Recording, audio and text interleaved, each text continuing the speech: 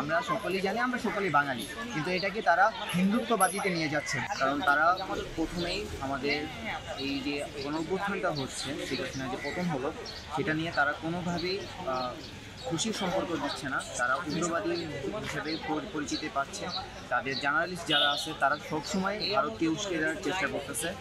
যেমন আপনি দেখতে পারেন যে ভারতে যে এই গণঅভ্যুত্থানে যে ছাত্রদের যে ঐক্যটা, তারা ফার্স্টে এই ঐক্য নষ্ট করার জন্য বিভিন্ন চাল চাচ্ছে, এবং এটা হচ্ছেও। একটা একটা কলেজ আর একটা কলেজকে একদম ধ্বংস করে দিচ্ছে, যেটা 5ই আগস্টের আগে দেখা যায়নি, কিন্তু এটা এখন দেখা যাচ্ছে। আমাদের যে ছাত্র ঐক্যটা, সেটাকে আগে নষ্ট করছে তারা।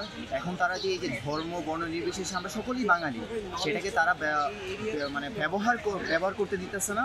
তারা এটাকে ভাঙার জন্য তারা ইসকনকে ব্যবহার করতেছে। চিন্ময় দাসকে গ্রেফতারের মাধ্যমে তারা ইসকনকে আমাদের বিরুদ্ধে দাঁড়াচ্ছে। আমাদের বুঝতে হবে যে বাংলাদেশে 3 কোটি হিন্দু বসবাস।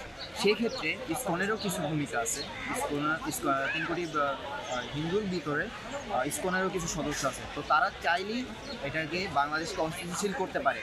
আমরা যে এই ঐক্যর মাধ্যমে হিন্দু মুসলিম একসাথে থাকতেছি, বাস করতেছি, আমরা কখনোই আমাদের ধর্মকে আনি। আমরা সকলেই জানি, আমরা সকলেই বাঙালি, কিন্তু এটাকে তারা হিন্দুত্ববাদীতে নিয়ে যাচ্ছে। ভারতে যারা বিজেপি সরকার, মোদি যেই নষ্ট রাজনীতি করে, হিন্দুত্ববাদী রাজনীতি, যেখানে মুসলমানদেরকে টার্গেট করে হিন্দুদের খুশি করার জন্য তারা ভোট ব্যাংক ধরে, এটাকে ভারত বাংলাদেশও করতেছে। বাংলাদেশেও এটাকে মুসলিমবাদী হিসেবে তারা প্রকাশ করতে যাচ্ছে, যাতে করে তাদের দেশ আমাদের দেশের ভিতরে কোনো তফাৎ না থাকে।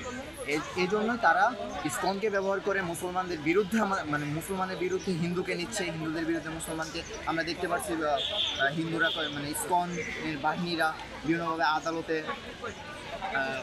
মেরে ফেললো, সাংবাদিক আইনজীবীকে মেরে ফেললো। এটা আসলে আমি পুরোপুরিভাবে ধিক্কার জানাই এই কাজটাকে।